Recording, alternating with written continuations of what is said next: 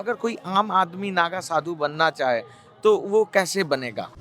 साधु कभी किसी से नफरत नहीं करता।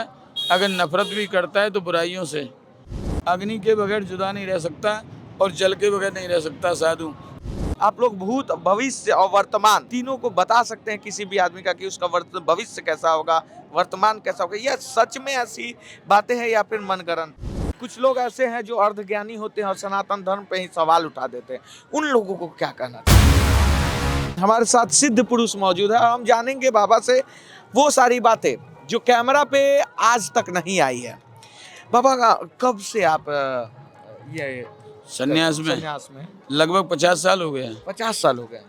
मतलब बचपन से या फिर कितने साल की उम्र में आपने? 23 साल की उम्र में संन्यास लिया मैंने। 23 साल की उम्र में? जी। तो बाबा उस 23 साल में क्या उतार चढ़ाव हुआ, कैसे प्रभु की प्राप्ति हुई, सारा चीज बताइए। ऐसा कुछ नहीं, कोई परेशानी नहीं, स्वेच्छा से मैंने संन्यास लिया है। ये भगवान भोलेनाथ की कृपा हुई, महाकाल की, महादेव की कृपा से गुरु भगवान के चरण कमल प्राप्त हुए और चरण कमल प्राप्त होने के उपरांत मैंने संन्यास लेने का भाव जागृत किया, मैंने संन्यास ले लिया। कुछ लोग ऐसे हैं जो अर्धज्ञानी होते हैं और सनातन धर्म पे ही सवाल उठा देते हैं।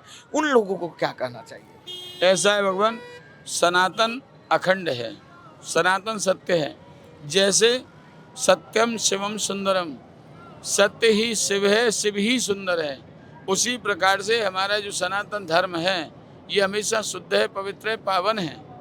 क्या इसमें कोई दोष लगाने की ताकत नहीं है और न दोष लग सकता है। इस 50 साल में बाबा क्या क्या चीज की आपको प्राप्ति हुई है? भगवान भोलेनाथ की भजन पाठ पूजा चिंतन वंदन आराधना किया है 50 साल से। ओम त्र्यंबकम यजामहे सुगंधिम पुष्टिवर्धनम और मृतो मोक्षम अमृतात्। भगवान शिव का भजन करते हैं और अपना जीवन निर्वाह करते हैं। बाबा एक सवाल है कि आम लोग थोड़ा डरते हैं कुछ पूछने से कि बाबा लोग जो होते हैं वो बहुत गुस्सा हो जाते हैं कभी कभी। क्या ये सच में ऐसा है? नहीं, ऐसा कुछ नहीं है। साधु कभी किसी से नफरत नहीं करता। अगर नफरत भी करता है तो बुराइयों से, काम से, क्रोध से, मद से, लोभ से, अहंकार से, अराजक तत्वों से नफरत करता है साधु महात्मा। बाकी समाज से कोई नफरत नहीं है और भगवान से कोई नफरत नहीं है। पर जनता के अंदर ही तो जनार्दन है। जनार्दन नाम तो हमारे भगवान कृष्ण का है, तो हम कृष्ण से कैसे जुदा हो सकते हैं? न भगवान शिव कभी कृष्ण से जुदा हुए, न कृष्ण भगवान शिव से जुदा हुए। अगर एक दूसरे से जुदा होंगे तो उनका जीवन निर्वाह कैसे होगा?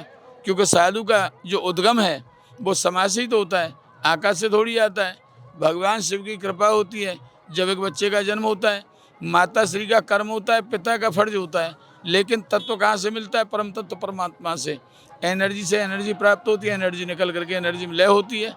तो जब भगवान ने भेजा है, भगवान हमारी समाज में तो विराजमान है, फिर उससे नफरत करने का क्या मतलब है? न डरने का मतलब है। डरना तो पाप से चाहिए। पापी से क्या डरना है? अराजक तत्वों से डरना चाहिए और बुराइयों से डरना चाहिए। अगर कोई आम आदमी नागा साधु बनना चाहे तो वो कैसे बनेगा? प्रत्येक जीवात्मा पहले नंबर तो नागा बन ही नहीं सकता है। हाँ। क्योंकि नागा के संस्कार अलग होते हैं। सर्वप्रथम तो चोटी मुंडन होता है, द्वितीय चोटी मुंडन के साथ साथ फिर लंगोटी कफन होता है। कफन पहनने के बाद में वो पहला जन्म खत्म करने के उपरांत नया जन्म प्राप्त करता है। फिर वो दिगंबर बनता है। फिर विजया होम संस्कार होता है। तो 16 पिंडदान होते हैं, 7 पहले और 7 बाद के। 16 पिंडदान करने के बाद जब संन्यास होता है, फिर उसके बाद में लिंग खंडन होता है, तब नागा बनता है। उसके बाद में फिर अवधूत बनता है। अवधूत बनने के बाद महापुरुष बनता है। महापुरुष बनने के बाद फिर सिद्ध बनता है। अब मैं अर्धकुंभ में भी आया था तो एक चीज देखा था कि बाबा बहुत ये हमेशा जलते रहता है, तो इसका क्या है रहस्य? ऐसा है, साधु के लिए, महात्मा के लिए, नागा सन्यासी के लिए धूनी पानी संयोग बताया है। अग्नि के बगैर जुदा नहीं रह सकता और जल के बगैर नहीं रह सकता साधु। ये 2 साधन तो अवश्य चाहिए, क्योंकि दोनों में शक्ति का निवास है। जल में भी शक्ति का निवास है और अग्नि में भी शक्ति का निवास है। और जितने भी मंत्र होते हैं, वेद मंत्र, शास्त्र मंत्र या पुराणों के मंत्र, वो अग्नि और जल के सानिध्य में ही सिद्ध किए जाते हैं। इसलिए अग्नि चेतन रहती है हम लोग की। अच्छा, अग्नि चेतन रहती है। ऐसा कहा जाता है कि बाबा आप लोगों में वो शक्ति होती है जो कि मतलब आम जनता में नहीं हो सकती, आम लोगों में कभी नहीं हो सकती। आप लोग भूत, भविष्य और वर्तमान तीनों को मतलब तीनों पे आप लोगों का कमांड होता है, आप लोग तीनों को बता सकते हैं किसी भी आदमी का कि उसका भविष्य कैसा होगा, वर्तमान कैसा होगा। यह सच में ऐसी बातें हैं या फिर मनगढ़ंत है? नहीं, ये सच है, सत्य कहानी है। क्योंकि महात्मा लोग जो होते हैं वो भजन करते हैं, शक्तियाँ अर्जित करते हैं, अनेकों प्रकार के रास्ते, अनेकों प्रकार की शक्ति हैं।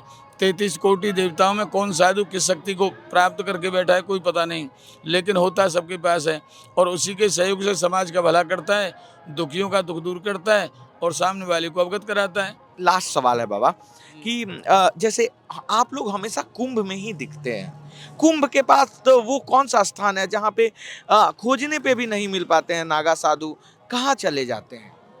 अक्सर करके कुंभ समापन होने के उपरांत में झाड़ियों में, जंगलों में, झोंपड़ियों में चले जाते हैं, पहाड़ों में चले जाते हैं।